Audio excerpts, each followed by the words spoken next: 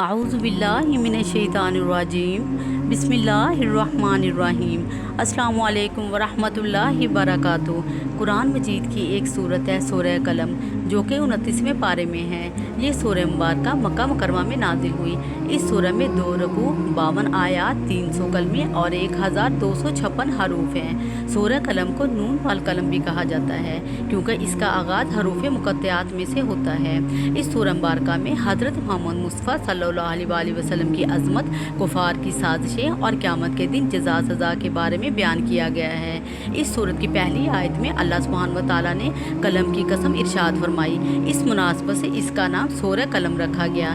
اس سورت کا ایک نام سورہ نون بھی ہے، اور یہ نام اس سورت کی پہلی آیت کی ابتدا میں مذکور حرف نون کی مناسبت سے رکھا گیا۔ نون والقلم وما یسطرون، نون قلم اور اس کی قسم جو لکھتے ہیں۔ نون یہ حروف مقطعات میں سے ایک حرف ہے، اس کی مراد اللہ تعالیٰ ہی بہتر جانتا ہے۔ والقلم وما یسطرون، قلم اور ان کے لکھے کی قسم۔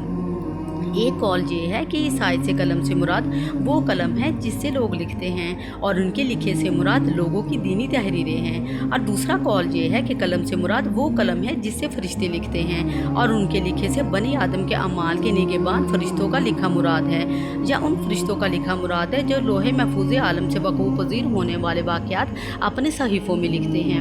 تیسرا قول یہ ہے کہ اس قلم سے مراد وہ قلم ہے جس سے لوح محفوظ پر لکھا گیا۔ یہ نوری قلم ہے، اور اس کی لمبائی زمین و آسمان کے فاصلے کے برابر ہے، اور ان کے لکھے سے لوح محفوظ پر لکھا ہوا مراد ہے۔ اس قلم نے اللہ تعالیٰ کے حکم سے لوح محفوظ پر قیامت تک ہونے والے تمام امور لکھ دیے ہیں۔ سورہ قلم میں اللہ سبحانہ و تعالیٰ نے حضرت محمد مصطفیٰ صلی اللہ علیہ وسلم کے بلند اخلاق کی گواہی دی۔ وَإِنَّكَ لَعَلَىٰ خُلُقٍ عَظِيمٍ، اس آیت میں یہ بتایا گیا کہ بے شک آپ عظیم اخلاق پر فائز ہیں۔ یہ آیت اس وقت نازل ہوئی جب کفار مکہ حضرت محمد مصطفیٰ صلی اللہ علیہ وسلم کو نعوذ باللہ مجنون کہہ رہے تھے۔ اللہ سبحانہ و تعالیٰ نے ان الزامات کی سختی سے تردید فرمائی، اور حضرت محمد مصطفیٰ صلی اللہ علیہ وسلم کی سچائی اور کردار کی عظمت بیان کی۔ اللہ سبحانہ و تعالیٰ نے کفار کی سرداروں کی مذمت کرتے ہوئے ان کے گناہوں کو شمار کیا، جیسے جھوٹ، تکبر، حسد اور دوسروں کو بہکانے کی عادت۔ اللہ سبحانہ و تعالیٰ نے انہیں سخت عذاب کی وعید سنائی۔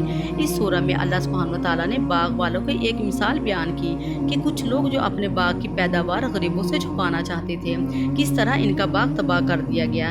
اس سے سبق ملتا ہے کہ بخل اور ظلم کا انجام برا ہوتا ہے، اور اللہ سبحانہ و تعالیٰ کی نافرمانی کرنے والے خسارے میں رہتے ہیں۔ اِنَّ لِلْمُتَّقِينَ عِندَ رَبِّهِمْ جَنَّاتُ النَّعِيمِ، بے شک ڈر والوں کے لیے ان کے رب کے پاس جنت کے باغ ہیں۔ اس آیت میں اللہ تبارک و تعالیٰ فرماتے ہیں کہ نیک لوگ جنت میں ہوں گے، اور گناہ کاروں سے سخت باز پرس کی جائے گی۔ کفار سے پوچھا جائے گا کہ تمہیں کس نے جنت کے مستحق ہونے کا اختیار دیا؟